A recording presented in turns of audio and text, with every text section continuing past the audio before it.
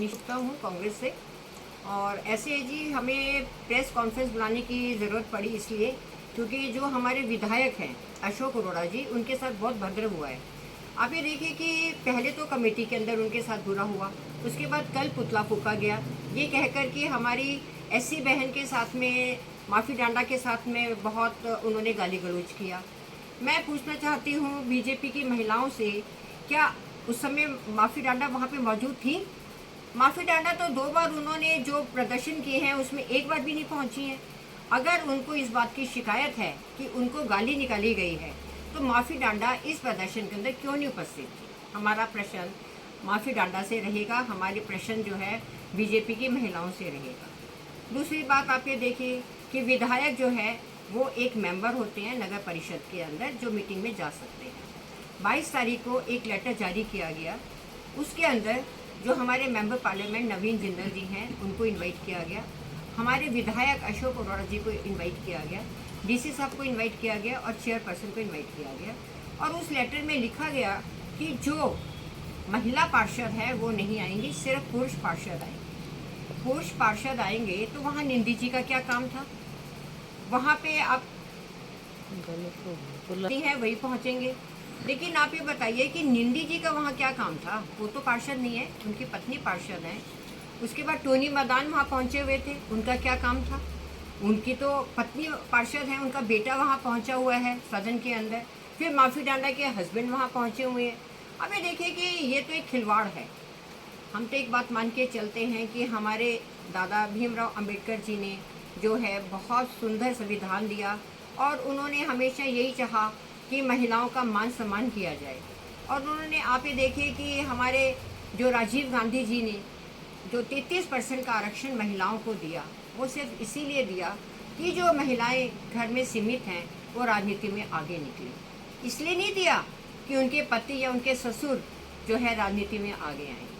लेकिन जो 22 तारीख 23 तारीख को जो कमेटी के अंदर हुआ है उसको देखकर हम महिलाओं का शर्म से सर झुक रहा है, क्योंकि हम ये चाहते हैं कि महिलाएं जो पार्षद बनती हैं, जो एमएलए बनती हैं, वो अपना काम खुद करें, ना कि उनका पति करे। लेकिन जो है अशोक अरोड़ा जी ने कोई गाली नहीं निकाली, क्योंकि हमने पूरा वीडियो देखा है, कहीं उनकी एक भी उन्होंने भद्द शब्द नहीं बोला।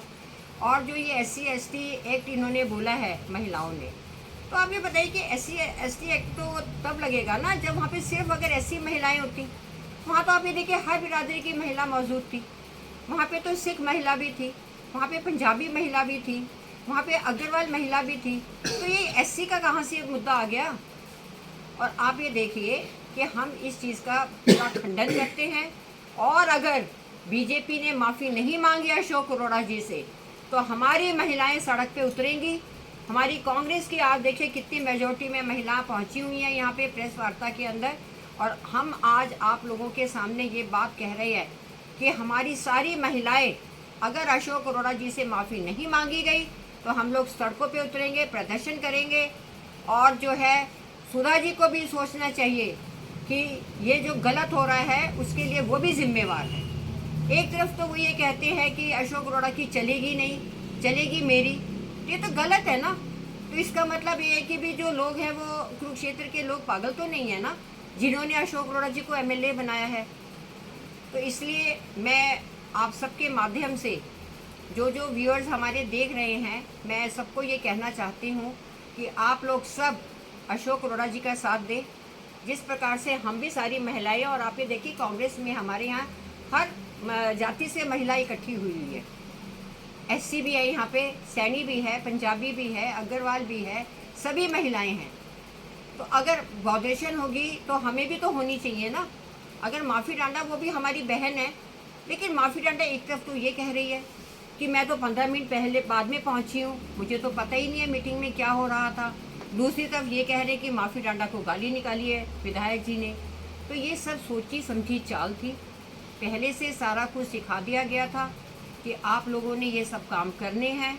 और निंदी जी और टोनी मदान जी, मैं आपके चैनल से उनको कहना चाहती हूँ कि आप लोग सब सुधर जाएं। और जब मीटिंग्स हों तो आपकी जो महिलाएं हैं उन्हें भेजिए। पार्षद तो वो हैं उनको आने दीजिए ना मीटिंग में। आप क्यों आते हैं मीटिंग्स के अंदर? विधायक का तो रोल है, विधायक तो आएगा मीटिंग के अंदर।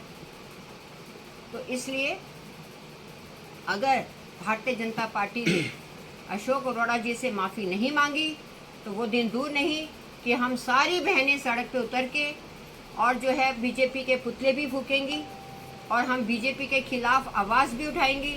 और मोदी जी से भी हम रिक्वेस्ट करेंगे कि कहाँ एक तरफ तो मोदी जी कहते हैं कि बेटी बचाओ बेटी पढ़ाओ, बेटियों का मान सम्मान होना चाहिए, महिलाओं का मान सम्मान होना चाहिए, ये मान सम्मान हो रहा है। अगर ऑपोजिशन का विधायक है तो ये मतलब थोड़ी ना कि आप उसके साथ में इस तरीके से भद्र टिप्पणियां देंगे। जब उन्होंने गाली निकाली ही नहीं है तो कैसे मान लेंगे आप? तो इसलिए मैं आप सबके चैनल के माध्यम से हमारे जो नायब सिंह सैनी जी हैं उनको भी ये अनुरोध करना चाहती हूँ कि वो सीएम हैं, पूरे प्रदेश के जो है मालिक हैं, तो उनको भी ये बात सोचनी चाहिए कि महिलाएं जो हैं वो मान सम्मान चाहती हैं, मान सम्मान की वो पात्र है, ना कि SC ST एक्ट के जो है लगा के और अशोक जी को फंसाया जाए।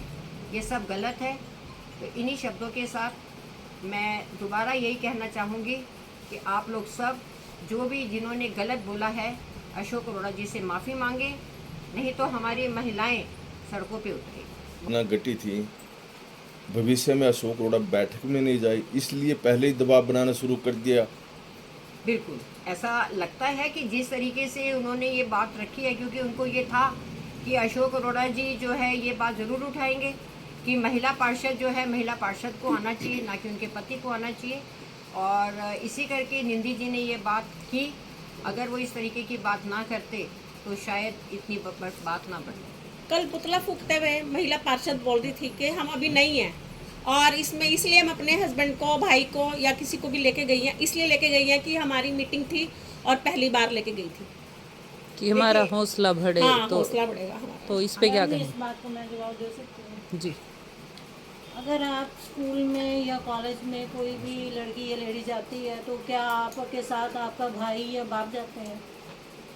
कोई भी पढ़ने लिखने या जॉब के लिए जब आप किसी जॉब पे किसी उस पे जाते हो, पोस्ट पे अच्छी पे बैठते हो जाके, तो वहाँ पे आपकी फैमिली जा सकती है। बस इस बात का जवाब है। Thank you. बिल्कुल सही बात। वैसे कल प्रदर्शनकारियों ने लगाए कि SC ST के तहत केस दर्ज होना चाहिए। क्या भविष्य में भी ऐसी घटना झूठी अशोक अरोड़ा के साथ घट सकती है? जैसे वो बैठक में जाएंगे अगली बार, कभी भी हो सकता है कि इनकी जो प्लान था कल वो प्रदर्शनकारियों के मुंह से निकल गया, ये वो अलग बात है। आगे अशोक अरोड़ा को भी सचेत रहना पड़ेगा।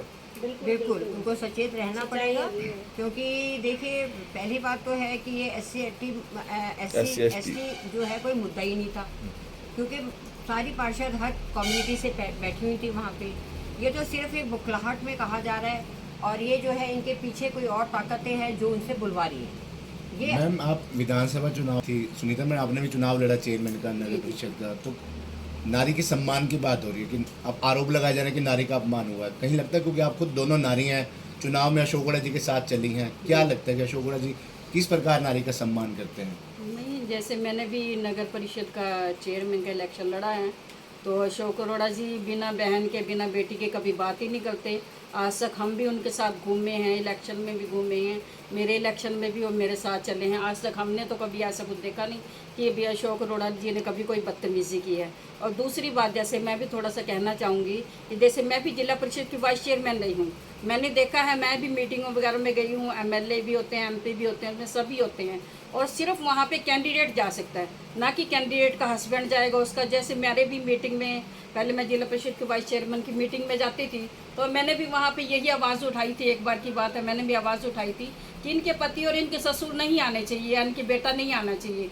तो मेरी जैसे मैंने आवाज़ उठाई थी, मेरी आवाज़ भी वहाँ पे DC सर ने वहाँ पे तो बाकायदा लेटर जारी किया था कि आगे से सिर्फ मेंबर ही, जो जिला परिषद के मेंबर हैं, नगर परिषद के मेंबर हैं, सिर्फ वही मीटिंग में बैठ सकते हैं बाकायदा। इसके अलावा ना तो उनके ससुर बैठ सकते, ना उनके पति बैठ सकते, ना बेटे बैठ सकते। ये तो मैंने फर्स्ट टाइम देखा कि निंदी की मिसिस ही तो जो MC हैं तो उनको तो वहाँ पे राइट ही नहीं था बैठने का। जबकि ये माफी डंडा ने इलेक्शन लड़ा है, नगर परिषद का इलेक्शन लड़ा। नगर परिषद का इलेक्शन कोई छोटा मोटा इलेक्शन थोड़ा ना होता है। वहाँ पे उनके पति मौजूद थे। इसका मतलब तो फिर जिस तरह बीजेपी सरकार कहती है कि बेटी बचाओ बेटी पढ़ाओ, तो ये किस चीज़ की बेटी पढ़ाओ हो रहा है कि वहाँ पे उनके पति बैठे हैं, उनके ससुर बैठे हैं, उनको बोलने का राइट ही नहीं दिया जा रहा। ये तो कोई बीजेपी सरकार की बेटी बचाओ बेटी पढ़ाओ की नीति मुझे तो बिल्कुल भी सही नहीं लगती। तो आप कर रहे हैं? बिल्कुल कर रहे हैं, आप खुद देख रहे हैं। मैं आप पत्रकारों के माध्यम से अभी 2 दिन पहले ही आप देख रहे हैं क्या कहते किस तरह से बीजेपी के लीडरों के साथ महिलाओं की आपत्तिजनक तस्वीरें भी आ रही हैं, उनकी वीडियो भी आ रही हैं। आप सभी समझदार, आप सभी को पता है मैं किसके बारे में बात कर रही हूँ और किस तरह से हमारे यहाँ पे महिलाओं के प्रति, बेटियों के प्रति किस तरह से अत्याचार बढ़ते जा रहे हैं, किस तरह से उनके बलात्कार की घटनाएं बढ़ती जा रही हैं। और इसमें आप ये बताइए कि जिस तरह से कहते हैं कि बेटी बचाओ बेटी पढ़ाओ, मैं तो ये कहती हूँ कि बीजेपी सरकार के लीडरों से अपनी बेटियों को बचाओ, पढ़ाओ तो ज़रूर ठीक है, पर उनसे बचाओ भी। कि किस तरह से बीजेपी के लीडर हैं जो हमारी एससी की लेडीज़ हैं, जैसे यूपी में कई घटनाएं हुई हैं कि जिस तरह हमारी एससी की बेटियां हैं उनके साथ किस तरह से बाकायदा बलात्कार की घटनाएं हो रही हैं। उनको दबाया जा रहा है कि अगर वो किसी तरह की कोई शिकायत करेंगे तो उनके फैमिली को भी इसमें दंड भुगतना पड़ेगा। काफ़ी इस तरह की घटनाएं हो रही हैं। तो ये तो इनका नारा बिल्कुल गलत है कि बेटी पढ़ाओ बेटी बचाओ। मैं तो ये कहना चाहूँगी कि अपनी बेटियों को पढ़ाओ जरूर, पर बेटी जो बीजेपी के लीडर हैं इनसे अपनी बेटियों को बचाओ। भारतीय जनता पार्टी से जुड़े आपके समाज के कुछ लोग हैं, वो SC/ST एक्ट के तहत जो मुकदमा दर्ज करने की बात कर रहे हैं, उनको क्या कहेंगे आप? बिल्कुल ठीक है। कल जैसे हमारे एससी समाज के जो कुछ ही लीडर थे, आप भी थे उसमें, आप सभी पत्रकार थे, आपने खुद कहा कि क्या कहते हैं भी इन्होंने जो आज ये प्रदर्शन किया है इसमें पत्रकारों को के ही लगा लो, उसके चमचे लगा लो, कुछ भी लगा लो। जो उनके सुधा के बंदे थे, ग्रांसी से तो और भी कई बंदे थे, उन्होंने कुछ ही 10-15 मेरे ख्याल मुश्किल से 15 ही होंगे, इससे ज़्यादा नहीं थे, उन्होंने जो प्रदर्शन किया वो आप सभी देखते हैं।